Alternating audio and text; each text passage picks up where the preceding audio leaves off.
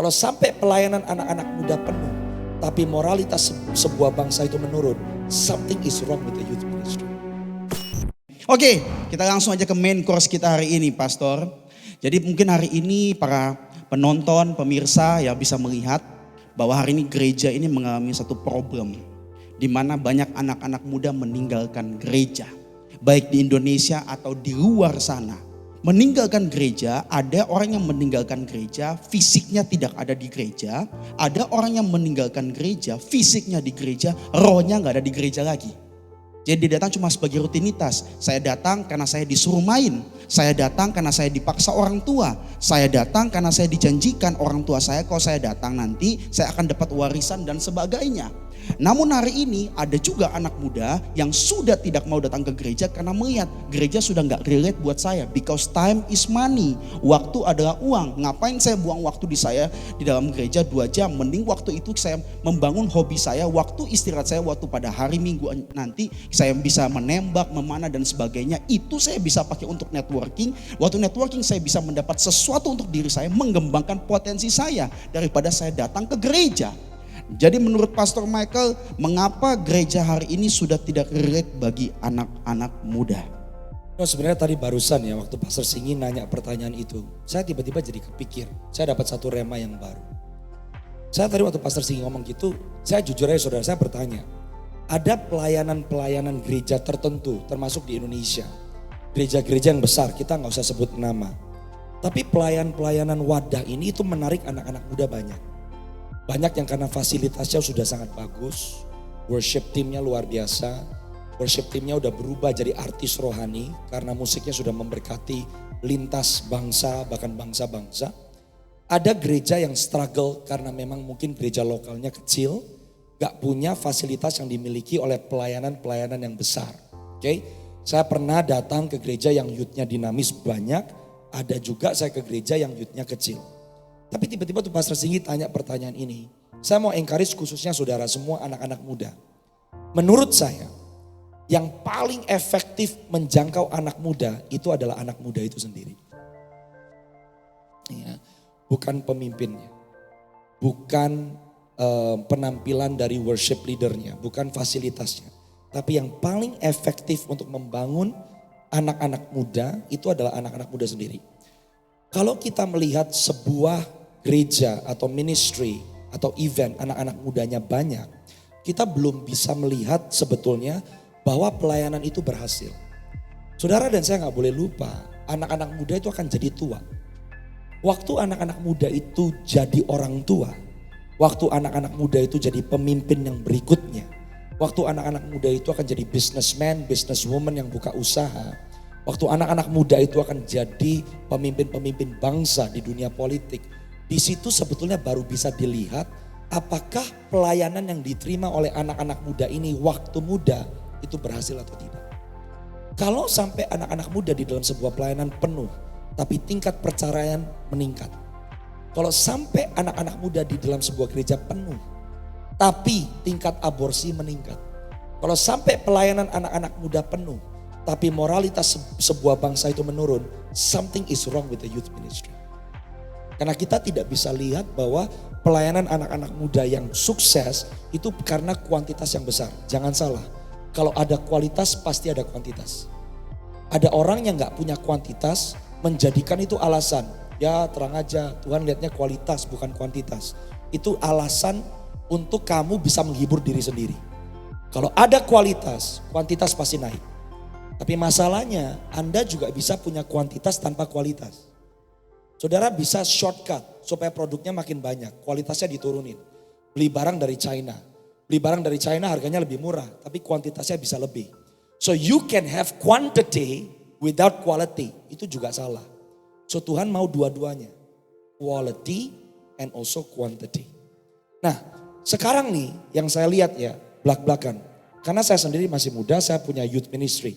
Waktu dulu saya youth ministry, youth saya itu ada di 45-50 orang, sebelum saya pindah ke North Carolina ada ibadah youth itu 100 orang. Buat saya itu besar karena saya memulai pelayanan youth saya dengan adik saya sendiri waktu saya umur 14-15 tahun, 1 jiwa, adik saya sendiri, itu jiwa yang paling susah. Ya, saya ngelainin orang lain lebih gampang daripada ngelainin adik sendiri. Itu tetesan air mata baru satu jiwa. Tapi saya dilatih dari satu jiwa berkembang. Tapi satu hal yang saya mau tinggalkan adalah seperti ini. Jangan sampai kita mencoba menarik anak-anak muda dengan sekarang kita coba mikirin nih musiknya harus begini, lightingnya harus begini, harus undang ini, undang itu. Kan tahu nggak saudara, sentralisasi melayani Tuhan adalah siapa yang kita layani. Yang kita layani itu adalah Yesus.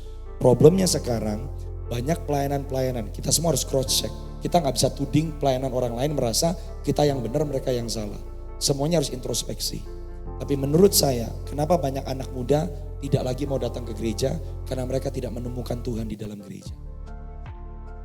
Mereka ketemu orang, mereka ketemu institusi, mereka ketemu musik, mereka ketemu tarian yang keren, semuanya ketemu. Tapi mereka tidak bertemu dengan Yesus. Sebab yang merubah hidup itu Yesus. Musik bisa bikin kamu feel good selama 2 jam. Kamu pulang, kamu balik di masalah yang sama. Tapi jika anak muda bertemu dengan Yesus, Yesus selalu ada dalam hidupnya. Susah, duka, bangun, tidur, duduk atau berdiri, Yesus ada di situ. Jadi saya mau ajak kita harus kembali kepada Yesus. Kembali kepada kalau kita mau dipakai Tuhan untuk generasi kita, bawa mereka kembali kepada Yesus. Saudara jangan lupa, kalau kita ngomong tentang kuantitas kita juga jangan diracuni. Kuantitas itu berarti 300 orang. Buat saya 1 jadi 10 itu penambahan kuantitas. 10 jadi 100 itu penambahan kuantitas. Berhasil. Kita mengecilkan diri sendiri waktu kita mulai bandingkan 100 dengan 1000. Kita bandingkan 100 dengan 10.000. Mau sampai kapanpun 100 dengan 1000 dan 10.000 akan paling kecil gitu. Tapi kalau kamu ingat apa yang dipercayakan Tuhan kepadamu, 100 itu besar. Karena kamu mulai dengan 1. Ada orang yang jadi 1000 karena mulainya bukan 1. Mulainya udah 150. Mulainya udah 400.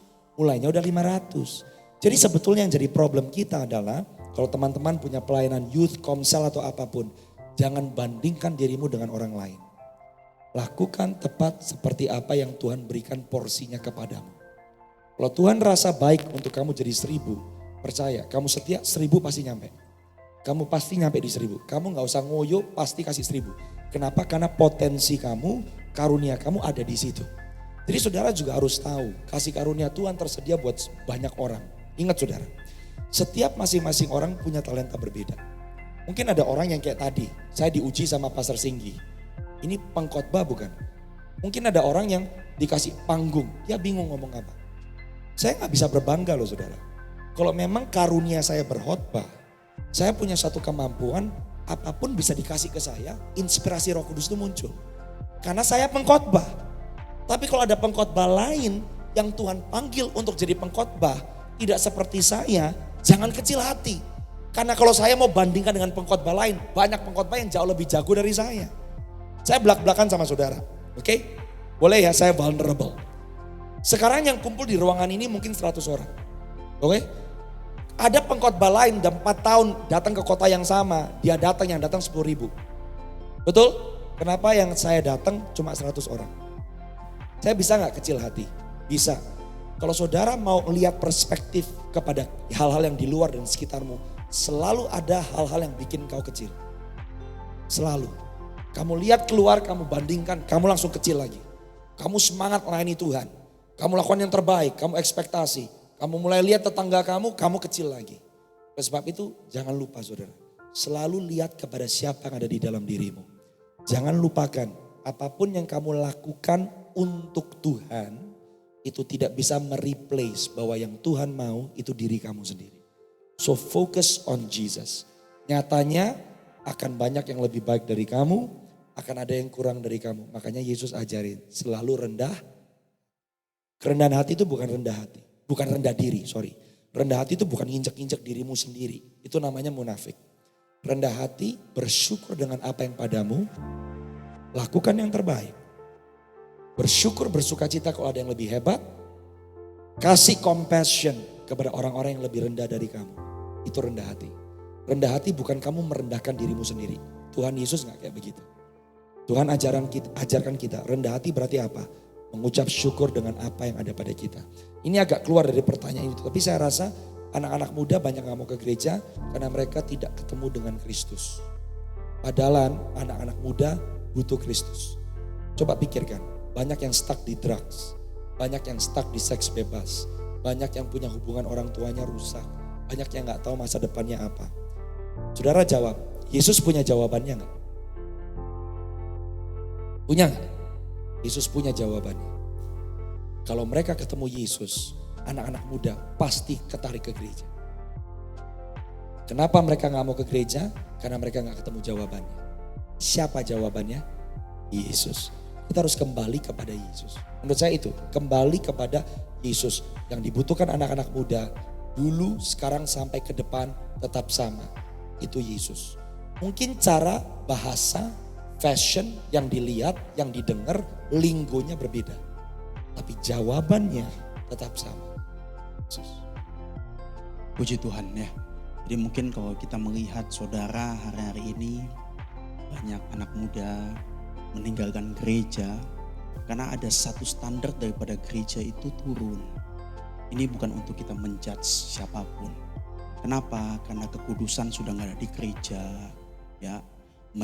Standar rohani di mana harus benar-benar kehidupannya harus benar, belas kasihan. Bukan kita sok suci.